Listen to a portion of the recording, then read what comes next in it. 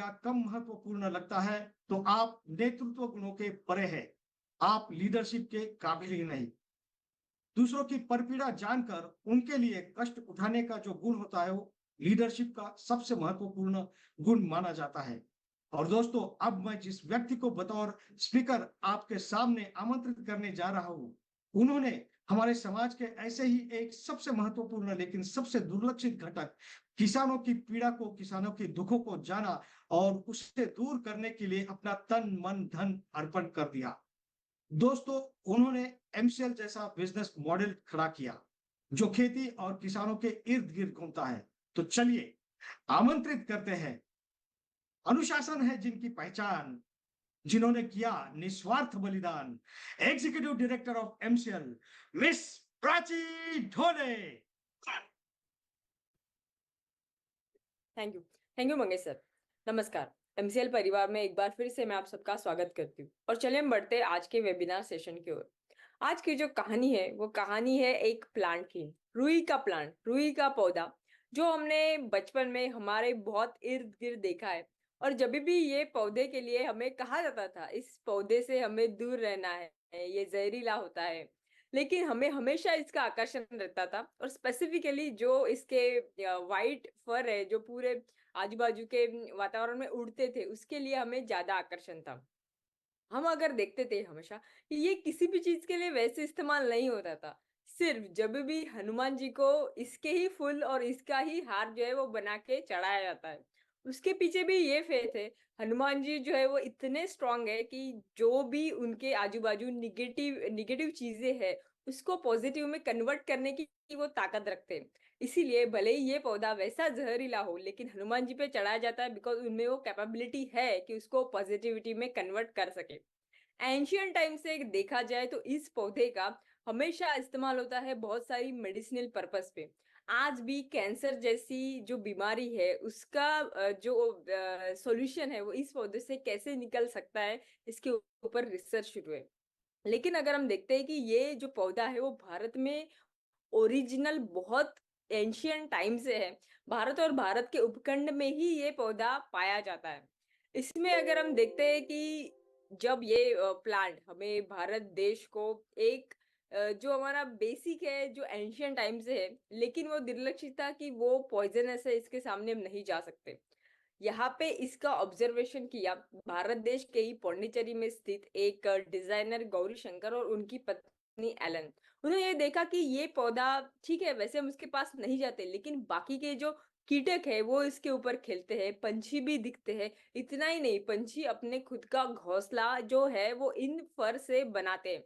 तब उन्होंने ठान लिया, जो कि गौरी शंकर है ये, कि बेसिकली एक बुनकर है जिनका पहले से जो नाता है उनके एरिया में, वो एक बुनकर करके उन्होंने बहुत साल में काम किया था। तब उन्होंने सोचा कि क्यों ये जो व्हाइट फर है इससे मैं एक वुल नहीं बना सकता, कि जो वुल आज हम जो बनाते हैं इसकी जिसके लिए जो एनर्जी लगती है, लेकिन हम इससे ऐसा वुल बनाएंगे जिसमें जीरो एमिशन रहे, जीरो वेस्ट रहे।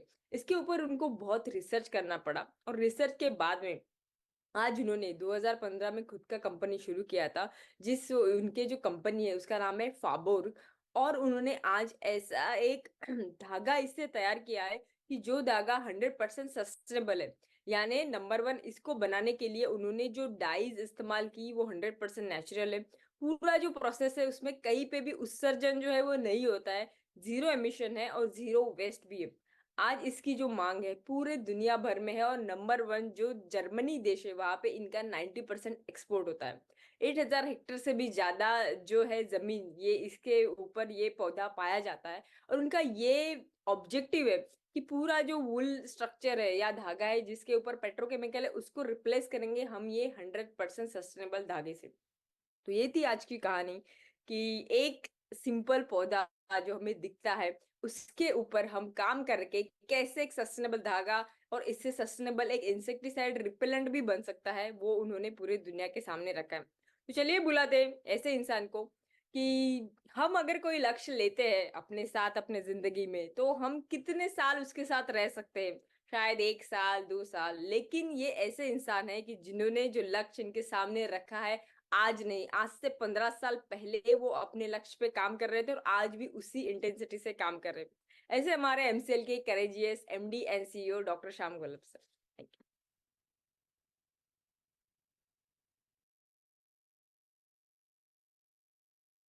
Thank you madam. दोस्तों नमस्कार, मैं डॉक्टर श्याम गुलाब फिर से एक बार आपका इस ट्रेनिंग सेशन में स्वागत करता हूं। मैं आशा करता हूं कि आप सभी लोग स्वस्थ हैं और आप अपने साथ अपने परिवार का, यानी घर का परिवार और एमसीएल परिवार दोनों का ख्याल रख रहे हैं। मैं ये भी उम्मीद करता हूं कि आप सभी लोग 1 घंटा बहुत अच्छी एक्सरसाइज कर रहे हो, अपने हार्ट अपने लंग को मजबूत कर रहे हो और अपनी इम्यूनिटी को बढ़ा रहे हो। तो चलिए शुरुआत करते हैं आज के इस सेशन के साथ।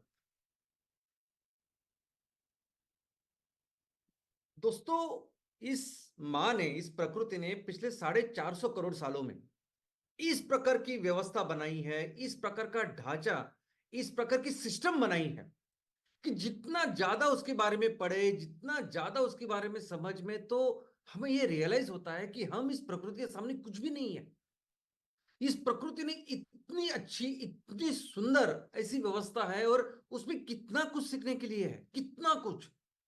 इन सभी को अगर हम अच्छी तरह से इसकी पढ़ाई करें, इसको अच्छी तरह से सीखे, तो कई सारी ऐसी चीजों का अन्वेषण कर सकते हैं, कई सारे ऐसे टेक्नोलॉजी का निर्माण कर सकते हैं जो हमारी लाइफ, हमारी जिंदगी बेहतर कर सकते हैं।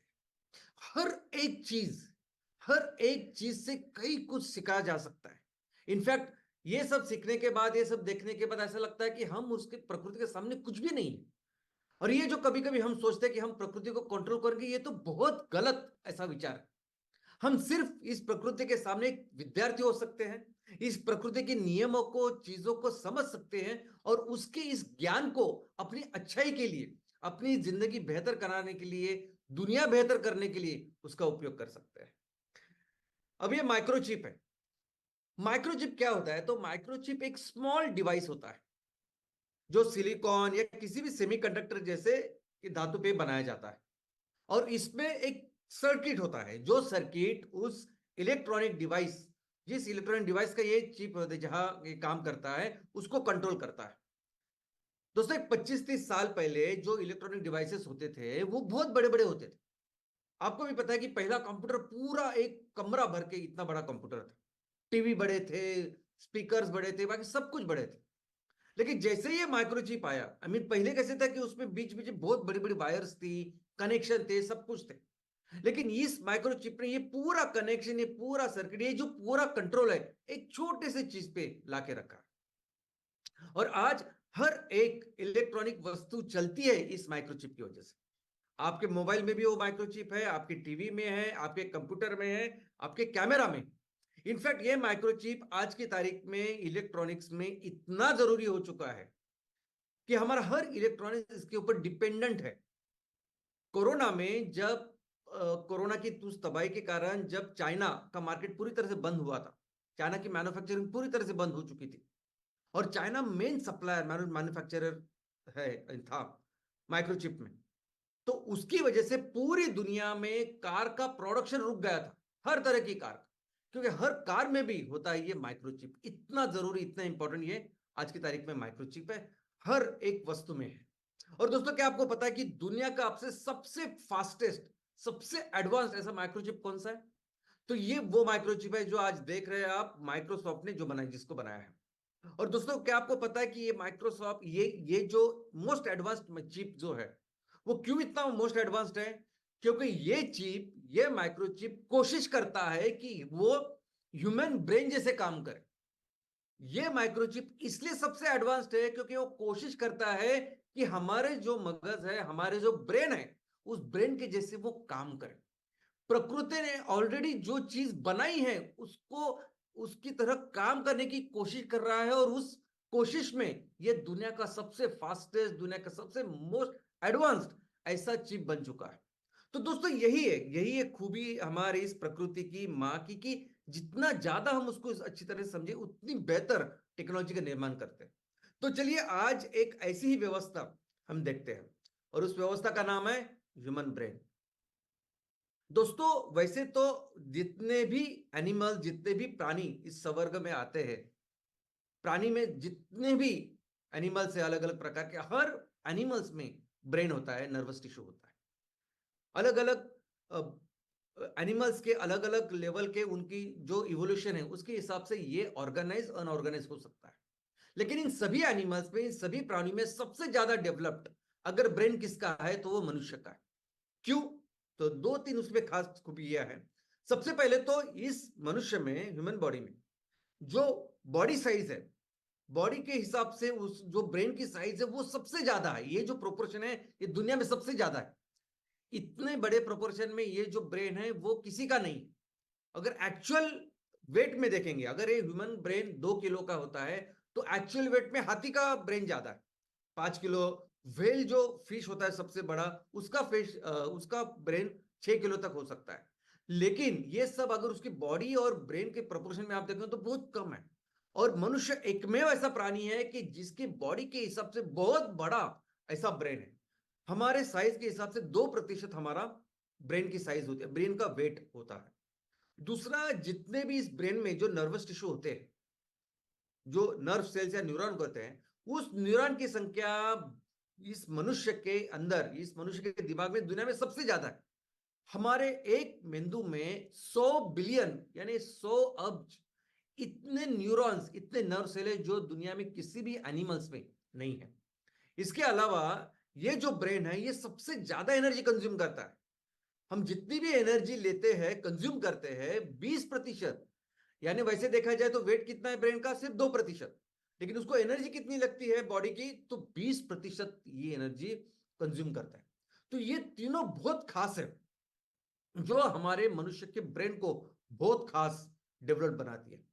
दोस्तों, वैसे तो हर एक एनिमल्स में ये ब्रेन है। ब्रेन बेसिकली एक नर्वस टिश्यू होता है जो ऑर्गेनाइज हो सकता है, अनऑर्गेनाइज हो सकता है। और आप ये जो एनिमल है, ये जो प्राणी है, वो किस लेवल के डेवलप्ड है उसके ऊपर डिपेंडेंट है कि उनका नर्वस टिश्यू किस तरह से डेवलप्ड है। आपका नर्वस टिश्यू उस एनिमल में ऑर्गेनाइज है, नहीं ऑर्गेनाइज है, प्रोटेक्टेड है, नहीं प्रोटेक्टेड है, इसके ऊपर ये एनिमल्स के 2 कैटेगरी भी हो चुके हैं। एक कैटेगरी ऐसे जिसे वर्टेब्रेट्स कहते हैं।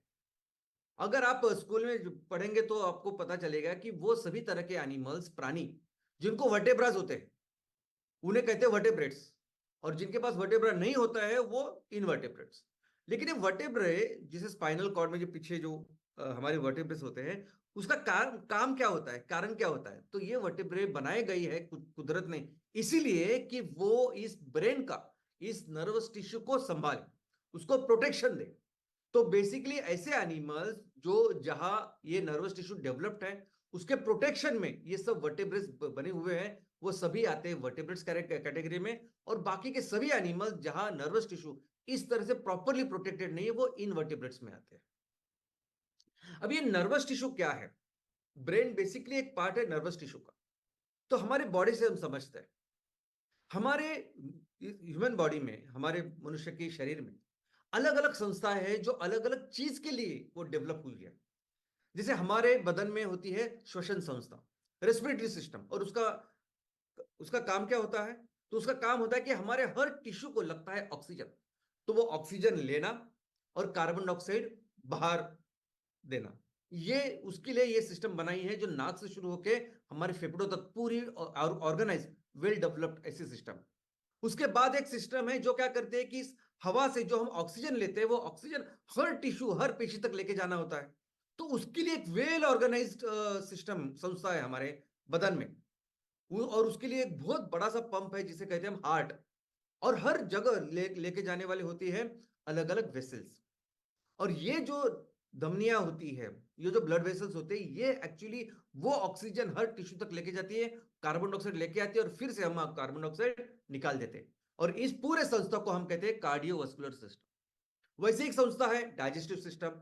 हम जो खाना खाते हैं वो खाना चबाने के बाद उसका हजम होना, उससे ऊर्जा लेना और जो नहीं चाहिए वो निकाल देना, ये पूरी सिस्टम जो है उसे कहते हैं डाइजेस्टिव सिस्टम। तो वैसे ही ये सिस्टम है जिसका नाम है नर्वस सिस्टम। अब इस नर्वस सिस्टम का काम क्या है, मैकेनिज्म, ऑब्जेक्टिव क्या है?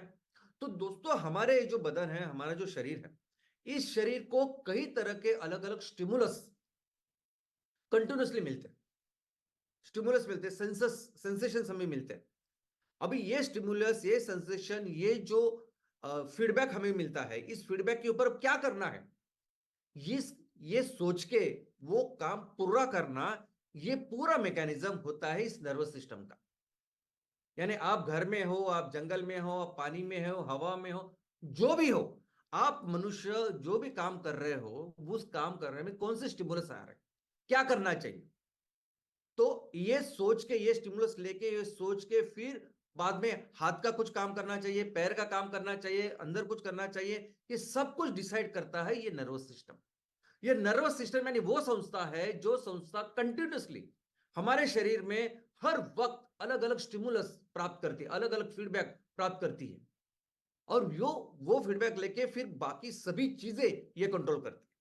यानी जो हमें समझ में आते हैं, जो हमारे हाथ, पैर, आंखें, स्किन, ये तो है, लेकिन ऐसे सभी ऑर्गन्स हमारे अंदर है जो हमें पता नहीं, जिसका कंट्रोल हमें समझता नहीं। हार्ट हो, लंग हो, किडनी हो, लीवर हो, हर तरह का ऑर्गन, हर तरह की चीज ये नर्वस सिस्टम कंट्रोल करता है। यहां तक कि हमारी सोच, ये सब कुछ ये नर्वस सिस्टम कंट्रोल करती है। दोस्तों, इस नर्वस सिस्टम के अलग अलग उसके क्लासिफिकेशन है। एक तो वो क्लासिफिकेशन है कि जिसमें ये नर्वस सिस्टम, वो सिस्टम जो हमारे, जो हम समझते हैं ऐसे संवेदन को, ऐसे सेंसेशन को कंट्रोल करते हैं। अभी 5 तरह के सेंसेशन जो हम समझते हैं, जो मनुष्य समझते हैं। सबसे पहले त्वचा, टच, ऊपर से लेके सर से लेके पांव तक हमें पता चलता है अगर कुछ हुआ तो, स्किन की वजह से, वो एक सेंसेशन है। दूसरा हमारी आंखें हैं जिससे हम देखते हैं। तीसरे हमारे कान है। चौथा हमारी नाक है जिससे हम सूख सकते हैं। और पांचवा है हमारी जबान, हमारा टंग। तो ये जो चीजें, ये जो सेंसेशन जो हमें समझते हैं, ये समझने के बाद उसके ऊपर जो काम करने वाली संस्था है उसे कहते हैं सोमैटिक नर्वस सिस्टम। यानी अगर आपका हाथ एक जलती हुई मोमबत्ती पे चला गया है तो इमीडिएटली वो सेंसेशन ऊपर जाता है कि आपका हाथ डेंजर में है, वहां आग है, उससे आपकी त्वचा को नुकसान हो सकता है, इंजरी हो सकती है। इमीडिएटली वो ब्रेन स्पाइनल कॉर्ड में वो सिग्नल वो डाल देते हैं कि नहीं, हाथ को खींचना चाहिए। तो मसल को वो सिग्नल देते हैं और हम इमीडिएटली वो हाथ खींचते हैं।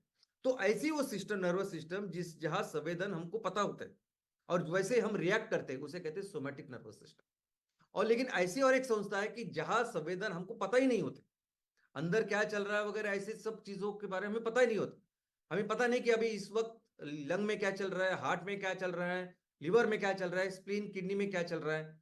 लेकिन इनको कंपलसरी हर वक्त इनके संवेदन लेने वाली भी एक संस्था है जिसका नाम है ऑटोनॉमिक नर्वस सिस्टम। यानी ऑटोमेटिक जैसे हम कहते हैं वैसे ही शब्द है वो, वही उसकी उत्पत्ति भी उसी से हुई है। तो autonomic nervous system, autonomic nervous system वो चीजें कंट्रोल करती है जो हम समझ नहीं पाते कॉन्शियसली, लेकिन हर वक्त चलती है, और जिसमें हर तरह के हमारे जो इंटरनल ऑर्गन्स है वो इसमें आते हैं। इसे कहते हैं ऑटोनॉमिक नर्वस सिस्टम। इसके अलावा और एक क्लासिफिकेशन, सिंपैथेटिक नर्वस सिस्टम और सिंपैथेटिक नर्वस सिस्टम। अभी सिंपैथेटिक नर्वस सिस्टम क्या, ये नर्वस सिस्टम का वो प्रकार है जो हमें संकट से बचाता है। अभी आप समझिए कि अगर किसी संकट में आ गए हम, तो उस संकट में क्या करना चाहिए, उस संकट में, उस संकट से दूर होना चाहिए या उस संकट के ऊपर उससे लड़के उस संकट को मिटाना चाहिए, ये डिसाइड करती है ये सोमैटिक नर्वस सिस्टम। जैसे आप अगर किसी जंगल में चले गए, जंगल में चले गए और आपने देखा शेर सामने खड़ा है, शेर दूर ऐसा खड़ा, तो शेर को देख के आपके बदन में जो रिएक्शन होती है ना, क्योंकि शेर के देख के आप, हम क्या सोचेंगे कि अभी इमीडिएटली यहां से हमें भागना है। तो क्या होता है, आपके सांसें तेज होती है, आपका हार्ट रेट बढ़ता है, आपके दोनों हाथों पैरों में ज्यादा खून बॉडी पंप करती है कि चलो अभी क्या करना है, अभी जोर से भागना है। तो ये सब जो संस्था करती है, जो पार्ट करती है, उसे कहते हैं सिंपैथेटिक नर्वस सिस्टम। इनफैक्ट ऐसा समझिए कि पहली बार आप बहुत बड़े क्राउड के सामने भाषण देने वाले, सौ से, सैकड़ों लोग हैं जो आपको सुनने वाले हैं, और पहली बार जब आप देंगे तो आपको फिर वो डर लगता है, आपको थोड़ी सी पसीना आता है, आपका हार्ट रेट तेज होती है, सांसें फूलती है। ये भी काम कौन करता है, सिंपैथेटिक नर्वस सिस्टम ही करता है। और दूसरा जो होता है वो पैरा सिंपैथेटिक नर्वस सिस्टम, वो क्या करता है, तो वो आपको नॉर्मल करता है। एक बार जंगल में आपने देखा कि वो शेर है, आप डर गए वगैरह देखा, लेकिन थोड़ी देर के बाद आपको पता चले कि वो तो शेर नहीं है, वो तो एक बड़ी बिल्ली थी या वो कुछ कुत्ता था, फिर कैसे आप नॉर्मल हो जाएंगे। तो नॉर्मल करने का काम वो पैरासिम्पैथेटिक करती है। आप स्टेज पे गए, आपने बोलना चालू किया और 5-10 मिनट में आपको समझ में आया कि वो जो विषय है वो आपको बहुत अच्छी तरह से आता है, उसमें आप एकदम एक्सपर्ट हो, सामने वाले भी आपको बहुत अच्छी तरीके से ले रहे हैं, अच्छे प्रतिसाद दे रहे हैं, रिएक्ट कर रहे हैं, तो वो सब देख के आप जैसे नॉर्मल हो जाते हैं, वो नॉर्मल करने का काम ये पैरासिम्पैथेटिक नर्वस सिस्टम करती है। इसके अलावा ये जो पूरा सिस्टम, ये जो पूरी संस्था है जिसे नर्वस सिस्टम हम कहते हैं, ये दो चीजों में बंटती है। एक तो होता है उसका हेडक्वार्टर, जिसे हम कहते हैं सेंट्रल नर्वस सिस्टम। अभी ये जो हेडक्वार्टर है, ये बेसिकली पूरी संस्था को मैनेज करता है। ये हर एक चीजों से वो सेंसेशन लेना, उसको समझना, उसको प्रोसेस करना और डायरेक्शन देना कि अभी ये करना है, ये करना है। ये सब करने का काम पूरी तरह से हर जो चीजें हम समझते हैं, जो सेंसेशन हम समझते हैं, 5 तरह के सेंसेशन जो हम समझते हैं, ये सभी सेंसेशन और ऐसे सभी चीजें जो हम नहीं समझते नॉर्मली, ये सभी चीजों का काम, कंट्रोल करने का काम, उनको डायरेक्शन देने का काम करती है हमारी सेंट्रल नर्वस सिस्टम। ये हेडक्वार्टर, ये हमारी मज्जा संस्था का या नर्वस सिस्टम का हेडक्वार्टर, और इसमें ब्रेन और स्पाइनल कॉर्ड होता है। और दूसरा होता है पेरिफेरल नर्वस सिस्टम, यानी ये हेडक्वार्टर छोड़ के बाकी पूरी जो एक पूरा नेटवर्क बना हुआ है, पूरी ऐसी संस्था बनाई है जो बनाया है नर्व से, नसों से, बहुत सारी नसेस का एक सिस्टम है। अभी वो सिस्टम क्या करता है कि हर वक्त हमारी इस हेडक्वार्टर को वो संवेदन पहुंचाता है, सेंसेशन पहुंचाता है। तो इसलिए जो सिस्टम है, ये हर तरह के हमारे ऑर्गन, हमारी स्किन, हमारी जितनी भी चीजें उससे कनेक्टेड होता है, और हर वक्त वो चीजें किसको देता है? हेडक्वार्टर को देता है। मेंदु, हमारा ब्रेन, हमारा स्पाइनल कॉर्ड को देता है, और फिर ब्रेन वो डिसाइड करता है कि अभी क्या करना है। तो वो जो डायरेक्शन देता है, वो डायरेक्शन लेके फिर से वो संदेश लेके जाना और वो काम करना, हाथ से, पैर से, जो भी चीज है, वो सब करने का काम भी ये पेरिफेरल नर्वस सिस्टम करता है और हर चीजों को कंट्रोल करता है। दोस्तों, ये सेंट्रल नर्वस सिस्टम जो है, हेडक्वार्टर जो है, इसमें बेसिकली होता है ब्रेन और स्पाइनल कॉर्ड। ये हेडक्वार्टर बहुत अच्छी तरीके से ये कुदरत संभालती है। कुदरत ने इसको अच्छे रखने की एक बहुत अच्छी व्यवस्था की है। सबसे पहले तो इसको सुरक्षित रहना चाहिए, क्योंकि ये पूरे चीजों का नियंत्रण करता है, हमारे पूरे बदन का हर चीज का, सोच से लेके हर चीज जो हम करते हैं, हर चीज का नियंत्रण ये सेंट्रल नर्वस सिस्टम करता है या हेडक्वार्टर करता है। तो इस हेडक्वार्टर को अच्छी तरह से कुदरत संभालती है। इसको ऊपर अगर आप देखोगे तो ब्रेन के लिए बहुत अच्छे उन्होंने बोन का प्रोटेक्शन बनाया हुआ है। स्पाइनल कॉर्ड रखे तो बायोस, उसके लिए भी बहुत अच्छे बोन्स का एक प्रोटेक्शन बनाया हुआ है। लेकिन सिर्फ बोन नहीं है, उसके अंदर भी एक फ्लूइड है, यानी ये ब्रेन और स्पाइनल कॉर्ड के अंदर उसके आजू बाजू एक फ्लूइड है जो उसको हमेशा, उसका जो प्रेशर अब्सॉर्ब करता है और उसको हमेशा अच्छा रखता है। तो ब्रेन और स्पाइनल कॉर्ड ये होते हैं सेंट्रल नर्वस सिस्टम, और पेरिफेरल नर्वस सिस्टम में कई सारे अलग अलग नसें हैं। अभी नसें कैसे शुरुआत होती है, कहां से आती है नस, जो अपना नस ही बोलते हैं हम, जिसे हम नर्व कहते हैं, तो ये कहा कैसे तैयार होती है और कहां से आती है और क्या करती है। तो इसके लिए समझना होगा कि ये जो नर्वस टिश्यू है वो बनता कैसे है। दोस्तों, हर जो स्ट्रक्चर है ना बॉडी में, उसकी एक अपनी अपनी उसका एक स्ट्रक्चर है। यानी अगर आप लंग देखोगे, फेफड़े, तो उसका एक टिश्यू जो होता है ना, उसका एक अलग टाइप है, वो अलग जैसा रहता है। आप हार्ट के टिश्यू देखोगे तो हार्ट के पेशी अलग अलग दिखते हैं। किडनी के पेशी देखेंगे तो किडनी के पेशी वैसे बने। कुदरत ने हर पेशी को ऐसे बनाया है कि जैसे वो अपना काम करे। यानी हर पेशी को जितनी हम पढ़ाई करेंगे तो पता चलता है कि कुदरत ने कितने डिटेल में हर चीज बनाई है। वैसे ही अगर ये नर्वस टिश्यू की जो पेशी है, उस एक पेशी को कहते हैं नर्व सेल या न्यूरॉन। और इसका स्ट्रक्चर अगर आप देखोगे तो इसका स्ट्रक्चर कैसा है? नॉर्मली एक सेल होती है, एक सेल बॉडी होती है, तो वैसे ही सेल बॉडी है, उसके अंदर एक न्यूक्लियस है, और उस सेल बॉडी को कई सारे ब्रांचेस है, कई सारे छोटे मोटे ब्रांचेस है। जो छोटे छोटे ब्रांचेस है उसे कहते हैं हम डेंड्राइट्स, और एक बहुत लंबा ब्रांच होता है जिसे कहते हैं एक्सॉन। अभी ये जो नर्व सेल है, ये जो न्यूरॉन है, एक दूसरे के साथ जुड़े हुए रहते हैं। किसके जरिए? तो डेंड्राइट्स। तो एक दूसरे न्यूरॉन के साथ, एक तो वो छोटे छोटे ब्रांचेस के साथ जुड़ते हैं जिसे डेंड्राइट्स कहते हैं, न तो जो सबसे लंबा जो एक्सॉन है उससे जुड़ते हैं। अभी दोस्तों, ये जो नर्व है, ये नस कैसे बनती है? तो ये नस होती है वो एक्सॉन, जो उसकी नर्व, उसकी जो बॉडी है, सेल है, उस नर्व सेल का, उसका जो हेड, जो सेल है, सेल बॉडी और न्यूक्लियस जो है, वो सेंट्रल नर्वस सिस्टम में होता है, वो इंपॉर्टेंट होता है।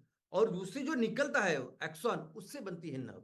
यानी अगर आप नर्व का स्ट्रक्चर देखोगे तो उस स्ट्रक्चर में होता है वो बेसिकली वो सबसे लंबा उसका ब्रांच जो होता है। और ये जो होते हैं जो सेल बॉडी, यानी अगर आप इसमें देखोगे तो जो सेल बॉडी होती है वो सेंट्रल नर्वस सिस्टम में यानी ब्रेन में और स्पाइनल कॉर्ड में होती है। और इसलिए ये जो सेल बॉडी होती है इसे ये जो एक साथ जब होती है तो वो ग्रे मैटर बनाती है, यानी वो ग्रेइश दिखती है। और बाद में जो एक्सॉन बाहर जो निकलता है वो व्हाइट जैसे दिखता है, और एक्सॉन के साथ बाकी की जो चीजें आजू बाजू जो होती है वो सब व्हाइट जैसे दिखती है, तो इसे कहते हैं व्हाइट मैटर। और जो मेन न्यूक्लियस है उसे कहते हैं ग्रे मैटर। तो दोस्तों इस चीज से, इस ग्रे मैटर की जो एक्सॉन निकलती है वहां से होती है नर्व की शुरुआत, नर्व तैयार वहां से होती है। तो हमारे बदन में, हमारे शरीर में दो प्रकार के नर्व्स है। एक वो नर्व्स है जो हमारे ब्रेन से आती है, उसे कहते हैं क्रैनियल नर्व्स। हमारे बदन में 12 क्रेनियल नर्व्स है। 12 12 का मतलब है 12 जोड़ियां, 12 एक तरफ, 12 राइट 12 लेफ्ट। हर जो नर्व होती है वो दो इसमें होती है, एक राइट होती है एक लेफ्ट होती है। तो हमारे जो दिमाग से, ब्रेन से जो आती है वो कितनी है, 12 नर्व्स है। और वो क्या काम करती है, तो हमारा वो हेड फेस नेक जो है, यानी हेड है फेस नेक, ये जो है उस चीजों को पूरी तरह से, उसके मसल्स, हर तरह का जो कार्य है उसको कंट्रोल करती है, उसका कार्य करती है। और इसलिए कभी भी यहाँ कुछ हुई, कुछ भी प्रॉब्लम हुआ, यानी डॉक्टरों ने ये पढ़ाई की होती है कि अगर यहाँ आपको कुछ प्रॉब्लम हुआ है तो इसका मतलब कौन सी नर्व अफेक्टेड है, उसके हिसाब से काम होता है। और वैसे ही स्पाइनल कॉर्ड से जो नसें निकलती है उसे कहते हैं स्पाइनल नर्व्स अलग। और ये फिर इस नेक के नीचे सब कुछ चीजें ये कंट्रोल करती है। दोस्तों स्पाइनल कॉर्ड भी अगर आप देखोगे ना, जो हमारी नेक से शुरू होके नीचे लोअर बैक तक जाता है, इसका भी हम एक क्लासिफिकेशन कर सकते हैं। एक वो स्पाइनल कॉर्ड जो हमारे नेक में है, एक वो स्पाइनल कॉर्ड जो हमारी चेस्ट में है, नीचे जो कमर में है वो स्पाइनल कॉर्ड, ऐसे चार उसके प्रकार है। तो इसीलिए ये जो स्पाइनल नर्व्स निकलती है ना, ये भी चार प्रकार की होती है। तो सबसे पहली होती है जो नेक के लिए होती है, उसे कहते हैं सर्वाइकल, सर्वाइकल स्पाइनल नर्व्स। और ये टोटल 8 इतनी सर्वाइकल नर्व्स है। उसके बाद होती है थोरैसिक, थोरैक्स, जो जो चेस्ट के लिए, चेस्ट के जो स्पाइनल कॉर्ड है वहां से निकलते हैं, और लगभग 12 ऐसे टाइप्स है। लंबार यानी लोअर जो बैक है, अपर बैक, तो उसे कहते हैं लंबार, जो 5 टाइप की होती है। और सैक्रल ऐसी 5 टाइप की होती है। और आखिरी में एक कॉक्सिक्स की ऐसी स्पाइनल नर्व्स होती है। और दोस्तों ये सभी जो स्पाइनल नर्व्स है ना, ये बेसिकली सब चीजें कंट्रोल करती है। ये वो सभी जो इंफॉर्मेशन मेंदु को देती है, मेंदु जो भी डिसीजन लेते हैं वो उसको पहुंचाती है और सब कुछ चीजें कंट्रोल करती है। लेकिन इसका जो मैकेनिज्म है, जो ट्रांसमिशन का, ये जो इंफॉर्मेशन ट्रांसमिशन का मैकेनिज्म है, ये समझना बहुत जरूरी है। ये सभी जो इंफॉर्मेशन ट्रांसफर होती है ये ऐसे नहीं होती, यानी हर जो न्यूरॉन है एक दूसरे के साथ जैसे वायर के साथ जैसे जुड़ा नहीं होता है।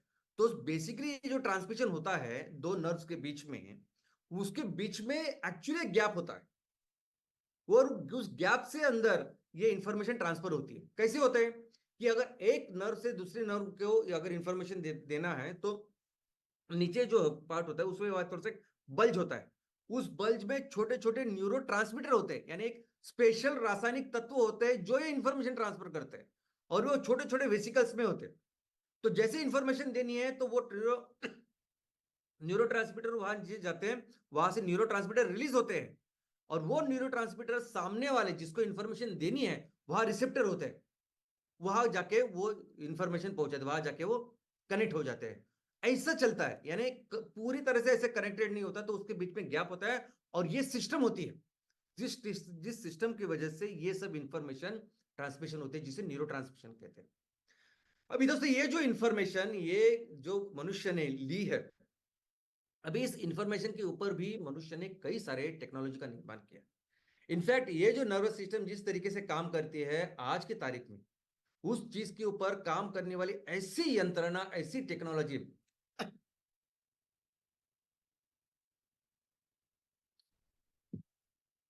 मनुष्य ने निर्माण की है कि जो आज की तारीख में एक नए रेवोल्यूशन की शुरुआत हो सकती है, और उसका नाम है आर्टिफिशियल इंटेलिजेंस। आर्टिफिशियल इंटेलिजेंस यानी क्या, तो इसका मतलब है कि मनुष्य, ये मशीन मनुष्य के ब्रेन जैसे काम करे। मशीन को आप ट्रेन करते हो, मशीन को ट्रेन करते कैसे कि आप ब्रेन जैसा काम करो, मनुष्य को मशीन को ट्रेन करते कि आप ब्रेन जैसे काम करो।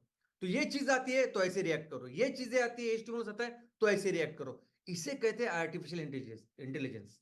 और आज की तारीख में आर्टिफिशियल इंटेलिजेंस इतने सारे सेक्टर्स में काम कर रहे हैं कि आप सोच नहीं सकते। ऐसा कोई भी सेक्टर नहीं है कि जहां आज की तारीख में आर्टिफिशियल इंटेलिजेंस काम नहीं कर रहा। और इसकी वजह से ये आर्टिफिशियल इंटेलिजेंस जो है वो कई सारे अलग अलग उसके क्लासिफिकेशन बन चुके हैं। कौन से रूल्स पे, कौन से नियम के ऊपर आप काम कर रहे हो, क्या मैकेनिज्म है आपका काम करने का, क्या एप्लीकेशन है आपके काम करने का, इसको लेके इस एआई के कई सारे अलग अलग तरह के एप्लीकेशन बन चुके हैं, क्लासिफिकेशन बन चुके हैं। लोग ऑलमोस्ट हर सेक्टर के कंपनियां, लोग अभी इसमें काम कर रहे हैं। लेकिन एक दो चीजें मैं आपको बताना चाहूंगा जो हमारे इस टॉपिक से रिलेटेड है। सबसे पहले तो एक मशीन लर्निंग होती है। अभी आर्टिफिशियल इंटेलिजेंस में क्या होता है कि आप वो मशीन को सिखाते हो कि ये स्टिमुलस आने के बाद आपको ये रिएक्ट करना।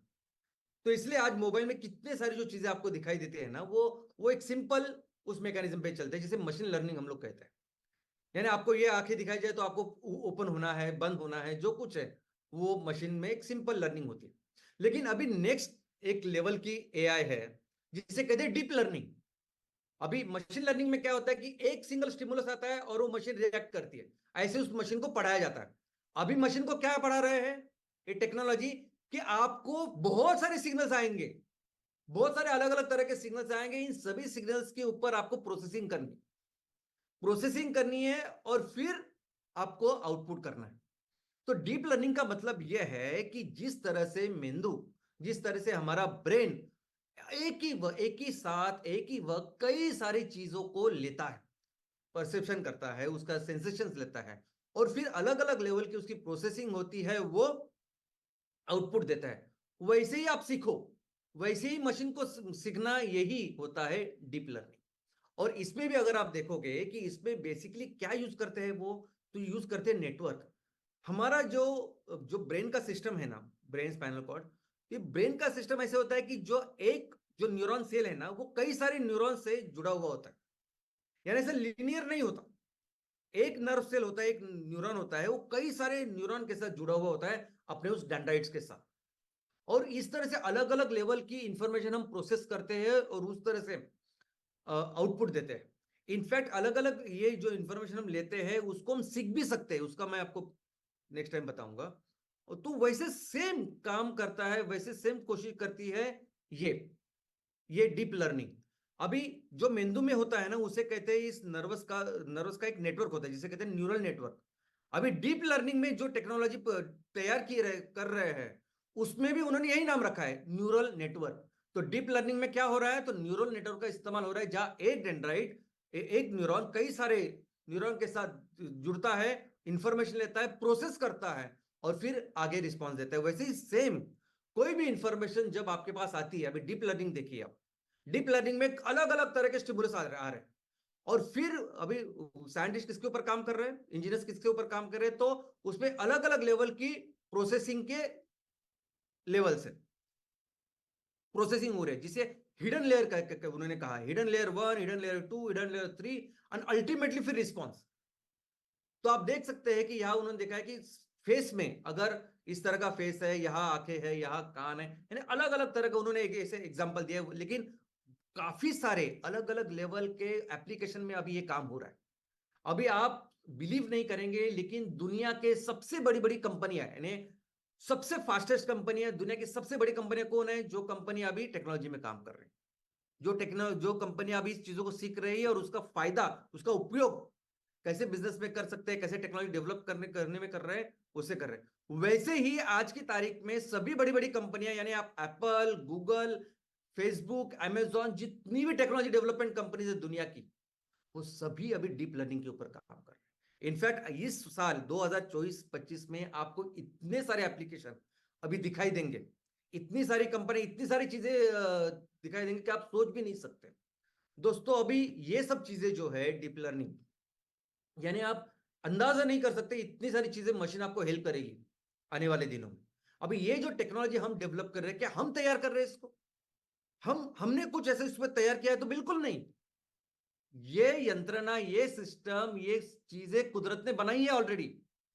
कुदरत ने बनाई है, बहुत अच्छी तरीके से बनाए हैं। शायद हमें बहुत कुछ सीखना बाकी है, और उस चीजों को जैसे हम समझ रहे हैं उसको इमिटेट करने की कोशिश कर रहे हैं। उस चीज को, उस ज्ञान को, उस विज्ञान को समझ के हम अपना तंत्रज्ञान बना रहे हैं अपने फायदे के लिए। तो ये सभी चीजें ऑलरेडी नेचर में है, कुदरत में है, जिसको हम सीख रहे हैं। और दोस्तों, डीप लर्निंग के यानी अभी इतने एप्लीकेशन आने वाले हैं कि आप गूगल करोगे, आप इंफॉर्मेशन लोगे तो आपको पता चलेगा, तो top 25 application, top 50 application of deep learning आने वाले, जिसके ऊपर काम कर रही है दुनिया। इतने सारी चीजें हैं, यानी आप सोच नहीं सकते हर एक सेक्टर में आने वाले दिनों में डीप लर्निंग होने वाला है। यानी सेल्फ ड्रिवन कार, अपने आप चलेगी कार विदाउट ड्राइवर, उससे लेके ऐसी मशीन्स जो आपका हर प्रकार का ट्रांसलेशन करेगी, हर चीज आपको बताएगी, समझाएगी, ऐसी तरह की अलग अलग एप्लीकेशंस अभी डीप लर्निंग में आ रही है। और ये जो डीप लर्निंग है, ये आर्टिफिशियल इंटेलिजेंस है, ये आने वाले दिनों में एक नई क्रांति, आई मीन एक नए लेवल की टेक्नोलॉजी, नए लेवल की क्रांति होने वाली है।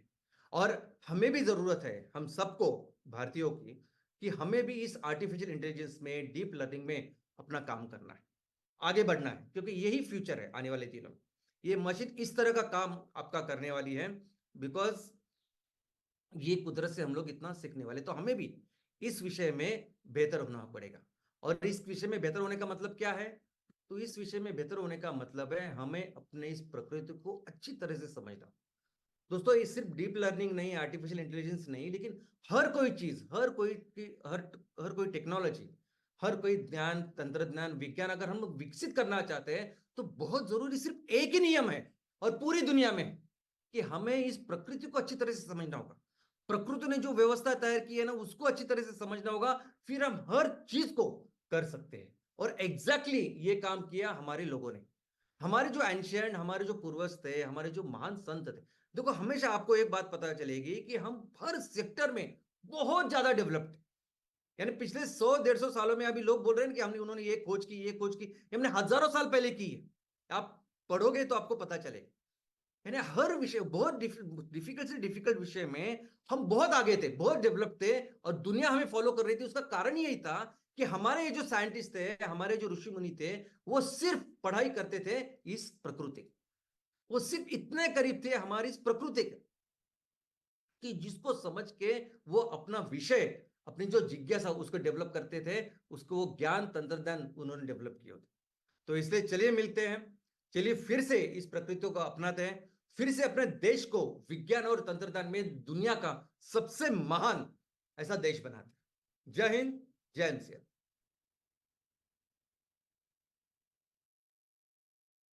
मानवीय ब्रेन की रचना का जो संबंध आर्टिफिशियल इंटेलिजेंस के साथ आज जोड़कर श्याम सर ने समझाया है, वो काबिले तारीफ तो है ही है, बट वो हमारे लिए भी एक शिक्षा है कि इंसान की प्रगति का हिस्सा हम खुद है। और आज का जो जनरेशन है, वो जनरेशन एक अलग तरह का इंसान का ब्रेन का एग्जीबिशन करने वाला है, और उस इंसान के ब्रेन की ताकत को इस्तेमाल करके हम बनाएंगे इंडिया को ग्रेट अगेन। जी हाँ, गुड मॉर्निंग एमसीएल परिवार। और शुक्रवार, और अगर आप ध्यान से सुना होगा तो हमारी सोच पे था शाम से की तरफ से एक जोरदार प्रहार। सोच के देखिए ना कि जैसे शाम सर ने कहा कि एंशिएंट इंडिया से आज से लेकर ज्ञान विज्ञान की बातों में हमारा इंडिया कितना आगे रहा, और आज उसी ज्ञान विज्ञान की बातों को लेकर ये जो जनरेशन है 2022, 23, 24, 25, इसके ये जनरेशन है वो, और आने जनरेशन है वो एआई का इस्तेमाल करके कैसे मदर अर्थ को बचाने का मौका है। एआई के इस्तेमाल से आप सब कुछ कर सकते हैं, बट आर्टिफिशियल इंटेलिजेंस के साथ में जाकर उसका उद्देश्य विश्व को बचाने का जो कार्यक्रम है, जो हमारा मिशन है, उसमें कैसे करने का, ये एक सोच थी। आपने अगर पढ़ा होगा आज के वर्तमान पत्र अगर पढ़ रहे थे, आप सोच रहे, आपको एक न्यूज मालूम पड़ेगी कि ग्लोबल वार्मिंग से बचने के लिए इंसान पृथ्वी के बाहर एक बहुत बड़ी अम्ब्रेला करने की सोच रहा है।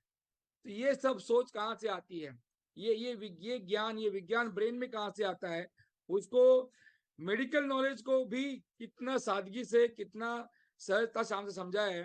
तो उसके लिए thank you very much Shyam sir, thank you Prachi madam, end of course MCL की इस आर्टिफिशियल इंटेलिजेंस सोच में विश्वास रखने वाले हर एक इंसान का आभार। Thank you all the MVPs, MSS, channel partners, BDAs, senior BDAs, consultants, or project owners, and of course the one who believes MCL. So Jai Hind, Jai MCL. Thank you very much doctor लवेश sir. And दोस्तों, chat box में जो link आप लोगों के साथ में share की गई है, उस लिंक के ऊपर जाकर आपको आपका फीडबैक हमारे साथ शेयर करना है, भूलिएगा नहीं। तो चलिए, शुक्रिया अदा करते हैं प्राची मैडम का, एंड साथ ही साथ शुक्रिया अदा करते हैं डॉक्टर श्याम घोलप सर का। और मैं यहाँ पर आप सबका, जो हमारे सारे नेशनल सस्टेनेबिलिटी कंसल्टेंट, हमारे सारे एमएसएस बीडीए, सीनियर बीडीएस, हमारे एमबीपी, और हमारे जो स्टेक होल्डर्स, हमारे फैमिली मेंबर्स, इन सभी का मैं शुक्रिया अदा करना चाहूंगा। और मैं पूरे आत्मविश्वास के साथ में ये कहना चाहूंगा कि प्रकृति के साथ चलकर हम किस प्रकार से आगे जाकर प्रकृति को बचा भी सकते हैं और साथ ही साथ और ज्यादा तरक्की भी कर सकते हैं, ये आज के सेशन से हमें श्याम सर ने बताया है। तो चलिए दोस्तों, उसी के ऊपर काम करते हैं और मिलते हैं फिर अगले शुक्रवार। तब तक के लिए मैं आप सभी को ये रिक्वेस्ट करूंगा कि आप अपना, अपने परिवार का और संपूर्ण एमसीएल परिवार की सेहत का ख्याल करिएगा। तब तक के लिए धन्यवाद।